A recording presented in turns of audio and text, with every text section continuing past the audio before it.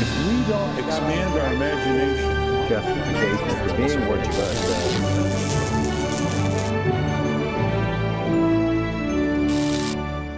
And hello again. Welcome to Washington Unplugged. Bob Shieffer here. And we are joined today by Arianna Huffington. Among many other things, she is now the author of a new book, Third World America.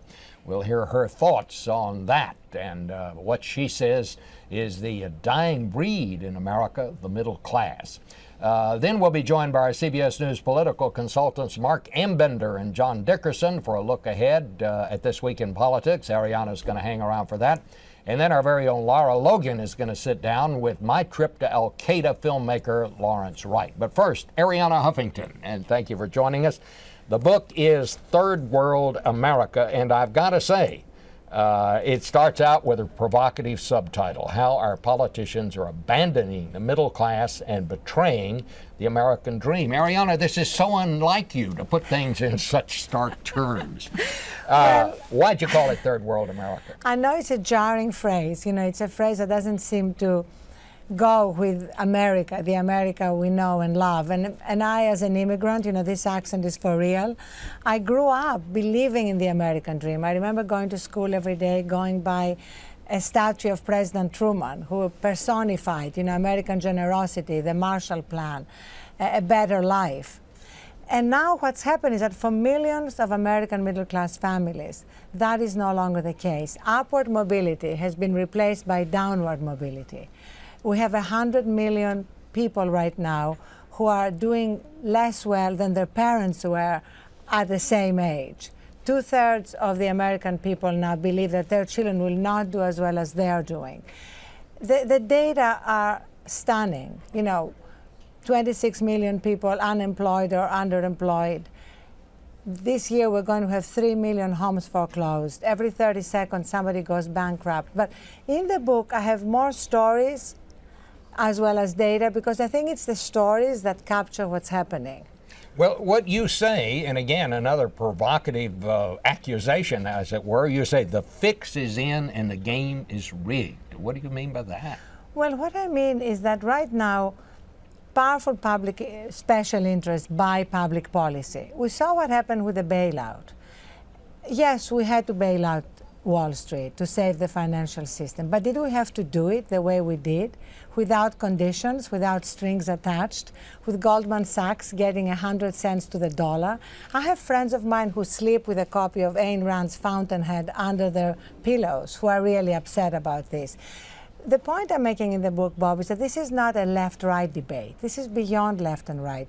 Everybody, even the richest Americans, should want a thriving middle class. Otherwise, we become Mexico and Brazil, with people living behind gates and the rest of the population in a state of anger and resentment. That's not America. So what do we do about it? So the Section 5 is all about solutions. So if your viewers are right now really busy and they don't have time to read the whole book, I suggest they only read Section 5. The first part of Section 5 is about what government should do. And very quickly, I think, first of all, there needs to be a sense of urgency about what's happening, hence my title, because it's still preventable. The sense of urgency that we brought together when we bailed out Wall Street. Remember, over a weekend, everybody came together and basically said, we cannot afford to let this happen. We need the same sense of urgency around jobs. Let's put everything on the table. Republicans want a payroll tax holiday. Democrats want a huge infrastructure project, which you need anyway, because otherwise we'll have many more San Brunos like we had in California. And then we also need to do something fundamental about our campaign financing system, because otherwise lobbyists and donors are going to dominate how we write our laws and how we write our policies. The second part of the solutions involves what we, the people, need to do, because we also need to take personal responsibility. Many Americans bought into this idea that you could have a shortcut to the American dream, you know, and no down payment, no proof of income, mortgage, et cetera, et cetera. And we also need to recognize that as well as building our own financial literacy, we need to see what we can give back to our own communities, which is also essential to the American dream from the beginning. The pursuit of happiness was always about feeling good by doing good. And here, I mean, I have these amazing stories around the country, Bob, and that's where my hope that we're going to be able to turn things around comes from. People ranging from Seth Reams, an unemployed worker in Portland, Oregon, who after filing 500 job applications and still having no job, started something called We've Got Time to Help.org, and literally became a Craigslist for service, helping people, and he discovered that by doing that, he felt empowered. And going on to people with skills, lawyers in Philadelphia who lost their jobs and used their time and skills to help others. So we need to bring that back into our lives, the sense of community, the sense that we are not out there just for ourselves.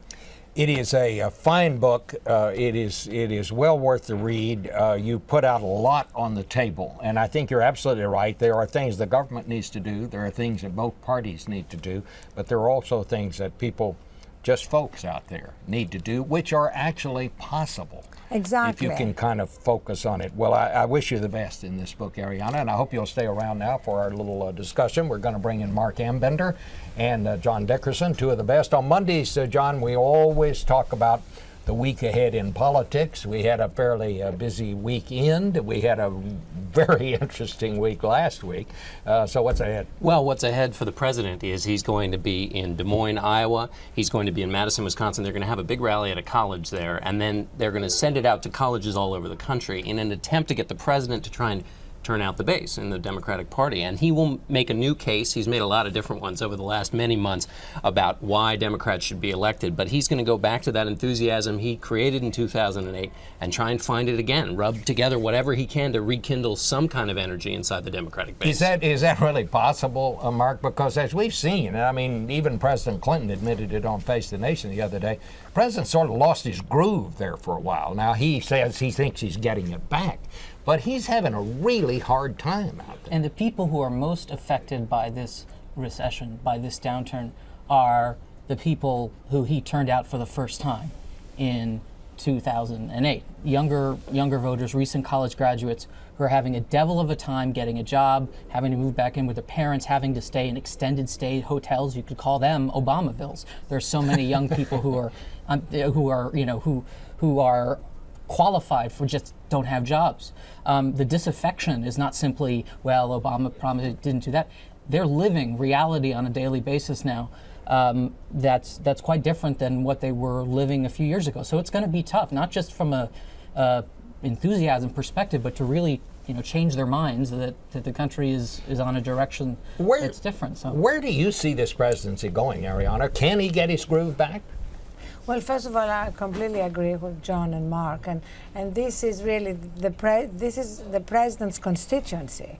This enthusiasm gap is very real, and I think there are two ways that he can get his groove back.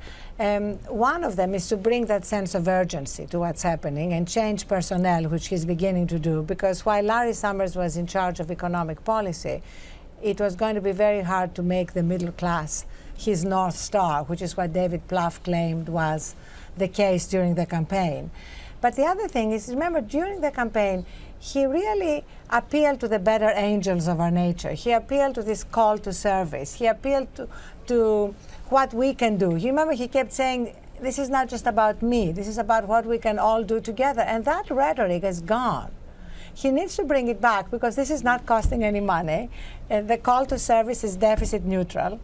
So he needs to use that again and again, and he is uniquely able to do that. He's very articulate, very eloquent and inspiring, but he hasn't really used that. Do you think, both of you, a question to both of you, that the president really tried to give the country in the beginning, asked it to swallow more than it could digest at one point? We had this enormous economic problem that Arianna talks about in her book.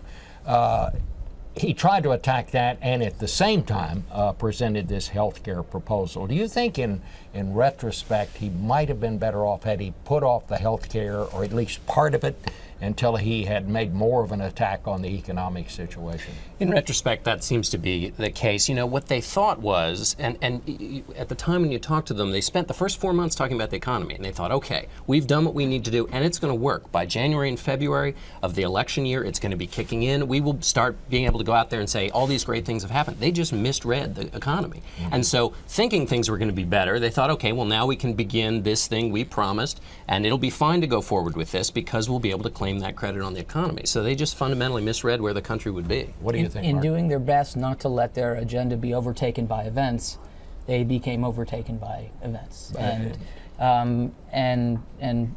I think that is in many ways responsible for what appears to be the drift in aim of the administration. They did do a lot, though, but they did it in ways that made the final product a lot less satisfactory than it might have been. It's really what Lloyd George said, that you cannot jump across a chasm in two leaps. So like the stimulus bill wasn't big enough, the healthcare bill isn't going to really kick in until 2014. So the solutions were inadequate to the magnitude of the problems. And as a result, the other side can easily demonize them and say that they were in fact the problem. You know, one of the things that the president talked about today on the Today Show in an interview with Matt Lauer was education, which is an area where I think we all agree we're not doing as well as we should, but nobody seems to know how to make it much better than it is, or at least not much has happened on that front. The president got asked a very interesting question by Matt Lauer this morning. He said, do you think he said, did Sasha and Malia get a better education, and are they getting a better education in private schools than they would if they had gone to public schools in the district here? And here's what the president said. Thanks for the question, Kelly. And I'll be blunt with you. The answer is no right now. The D.C. Public school systems are struggling. Now, they have made some important strides over the last several years to move in the direction of reform. Right. There are some terrific individual schools in the D.C. system. And that's true, by the way, in every city across the country. In my hometown of Chicago, there are some great public schools that are on par with any private school in the country. But it goes to the point Matt and I were talking about earlier. A lot of times you've got to test in, or it's a lottery pick for you to be able to get into those schools. And so those options are not available for enough children. I'll be very honest with you. Given my position, if I wanted to find a great public school for Malia and Sasha to be in, we could probably maneuver to do it. But the broader problem is for a mom or a dad who are working hard but don't have a bunch of connections, don't have a lot of choice in terms of where they live. Right. They should be getting the same quality education for their kids as anybody else. And we don't have that yet. So there you have it, and that seems to be the big problem in America. I think everybody agrees on that. The president has launched his program that's going to funnel a lot of federal money into some schools, but it's not into other schools. So what's the answer to education, Arianna? Well, first of all, Bob, this is really the best thing happening at the moment in this country. Everything is coming together. I think it's the president's best initiative, the race to the top. The movie Waiting for Superman, I don't know if you've seen it, but it's powerful, it's moving, it's inspiring. Mark Zuckerberg giving $100 million to the New York public schools, which shows like a scaled up commitment by the private sector.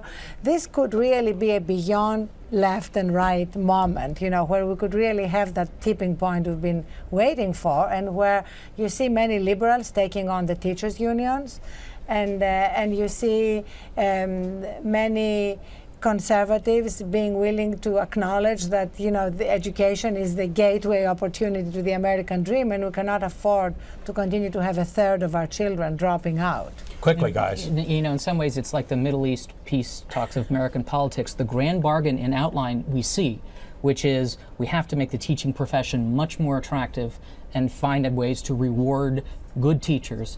The single fundamental most, if you have a good teacher in the classroom, the chances are the kid is going to get a good education.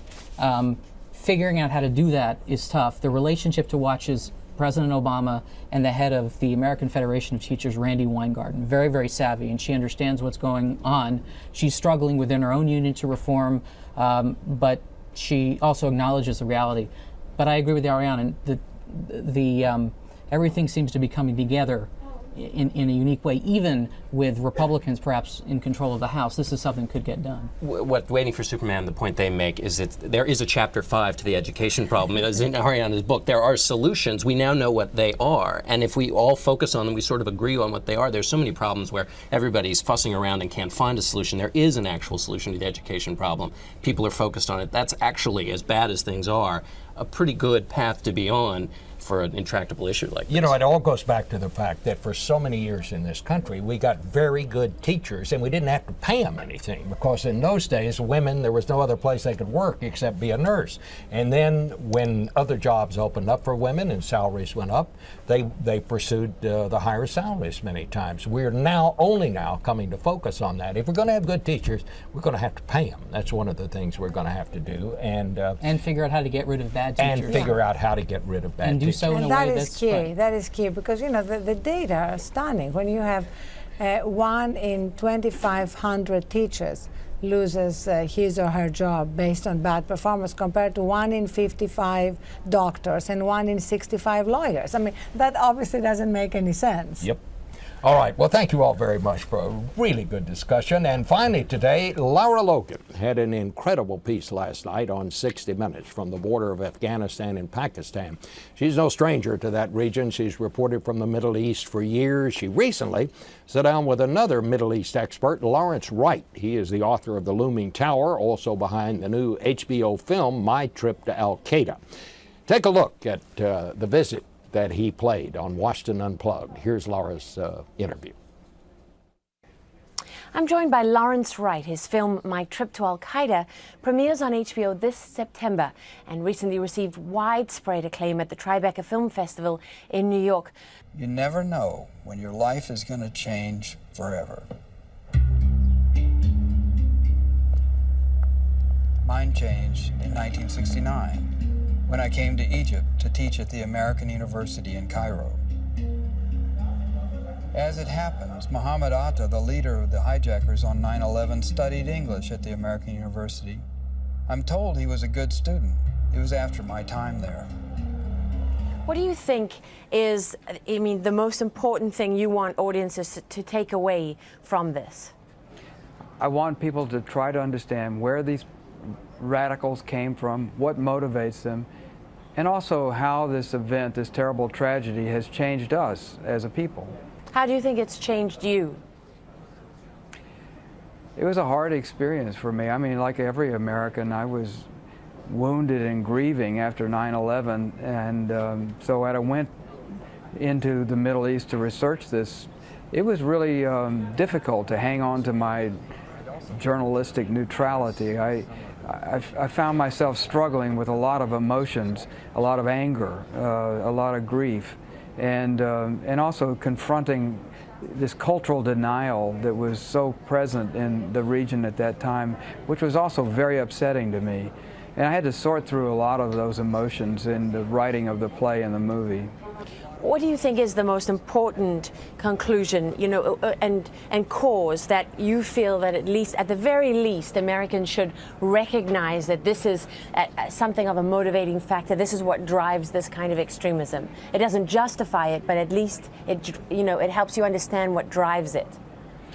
Well, most of these people come from very repressive political and economic environments, societies that offer young people very little to look forward to. So radicalism is a likely element in that kind of society anyway. And then you couple that with the certain political anger that drives around, for instance, the Israeli-Palestinian issue, or something we rarely talk about in this country, Kashmir, which is also a very incendiary political situation.